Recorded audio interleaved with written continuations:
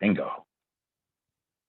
Peace and blessings. We are back again, black again at the More Zion Trading Post, where we trade in knowledge, wisdom, and understanding. We're with our great brother Noah How Bey Israel, addressing the subject, who is the 5%ers. We're here in part 3. So, brother Noah, please jump right on in.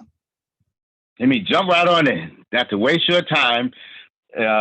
This time. So anyway, so who is, we were definitely putting the emphasis on who is, not was or might be, but who is. In the lesson on who is the 5%, it says also is.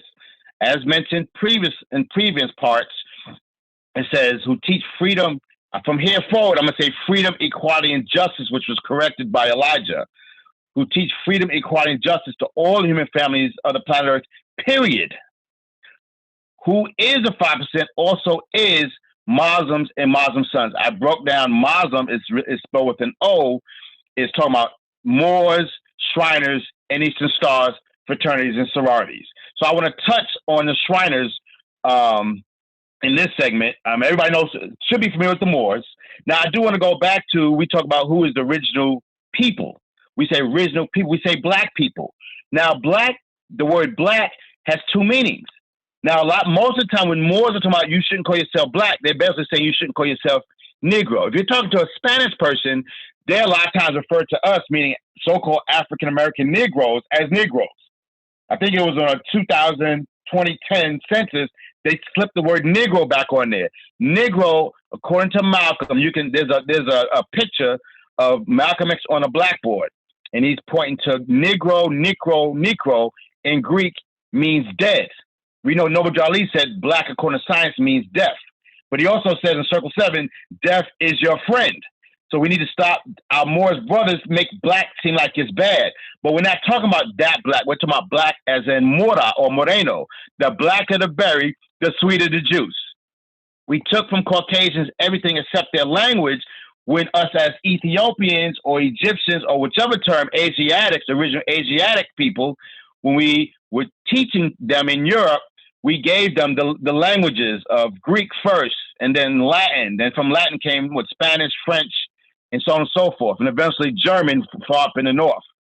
Another discussion for another time of us teaching Europeans, our brothers and sisters, because they are descendants or came from us, But anyway, so French, Spanish, and Italian, the word for blackberry, and you can look this up, go Google it. We don't say don't cook it up. We ask you, request of you, we tell you, go look it up.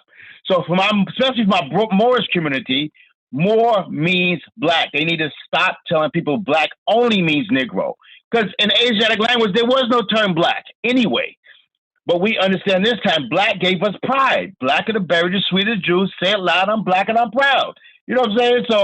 So we say, I wanted to clarify that for my Moorish community and for my Nation of Gods and Earth community and nation community and in general, the whole human families of the planet Earth. Because we use crayon colors to describe skin, black, brown, red, yellow, and white. Or ice cream colors, you know what I'm saying? Molasses, I don't know if that's ice cream flavor, but you know what I'm saying? Fudge, chocolate, strawberry, and vanilla, or vanilla then strawberry, like the spectrum color. So I want to jump right on in on who are the Shriners, who is a 5%er group. Eastern Stars, who is a group. Fraternities and sororities, you don't really hear that much on them at all. Like, it's just interesting that you don't really hear no history, ancient history of them.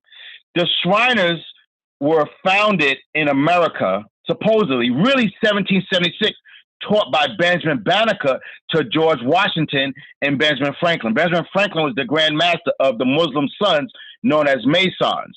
Eastern Stars did not come to America until 1850 out of Mississippi by Robert McCoy and eventually to New York City. The idea was conceived in Mississippi by Robert McCoy, but Robert McCoy took the teachings and laid a foundation rooted, established in New York City, and I believe it was 1855, between 1855 before the Civil War. And we want to go into that. The Eastern Star symbol was not upside down like it is today. It was right side up, and we can go to our hopefully show of it, or the original symbol. So going back to the Shriners, which we're going to also show you the original symbol, the Sphinx head was on top, and the sword was interwoven with the moon, and you had a 5-point star. So in America, the Shriners did not come into existence until 1870 by a theater actor named Billy Florence and a medical doctor named Walter Fleming. They actually went to France. What Billy Florence did, he was an actor. He went to a play in France, and it was about Aladdin. So they were like, "Oh man!" Like he was fascinated. He already was a 3rd-degree Mason, which is the only requirement to be a Shriner. All that stuff in between was created by Albert Pike later on, and they made that a requirement to become a Shriner, which is the real teaching. You know, Masons is like we call the boot camp.